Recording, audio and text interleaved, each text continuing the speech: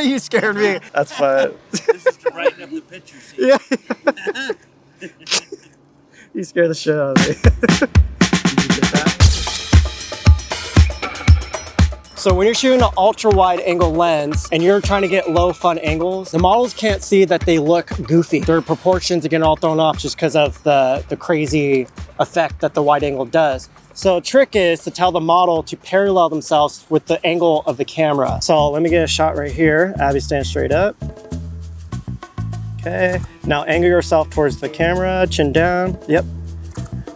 Immediately you'll be able to see that they look normal when they lean in. If they're doing a pose where they have to stand straight up, you can either get them to do their head a little bit higher, or you want them to have their nose pointed directly towards the lens. That's like a cool trick, because a lot of times they forget.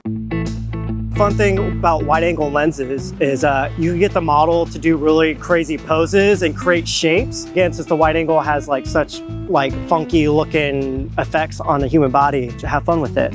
But a trick is if they're, go ahead and go back to that pose we were doing, Abby. So you see this shot right here could work, but her body's being covered and we want the shapes to stand out. So Abby, go ahead and put the vest back behind you again.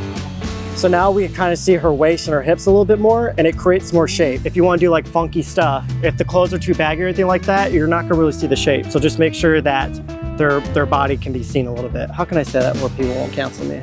You won't get canceled. Now, I'm on an ultra wide, so you're gonna look insanely tall. So do a lot of cool like shapes and stuff with your legs. Yeah.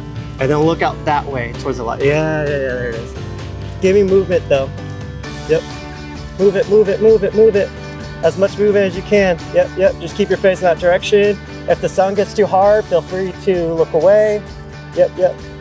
Move it. Get your hair moving. Get up to the camera a little bit and give me like a little rocker hand. Go ahead. Well, you're so far. Let me show you. So you can get like up to here. Like you could do this into the camera and like stick your tongue out and just have fun and shit. Yeah.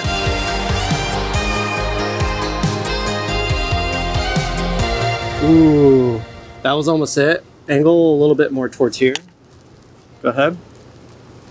Alright guys, so a trick that I love doing, especially when it comes to my video work, is I like to shoot on wider angle lenses and getting as close as I can to the action. You can do this for photos, especially when you're on an ultra wide lens, and just try to get your subject as close as possible and capture their movement, because it just gives you so much depth and motion.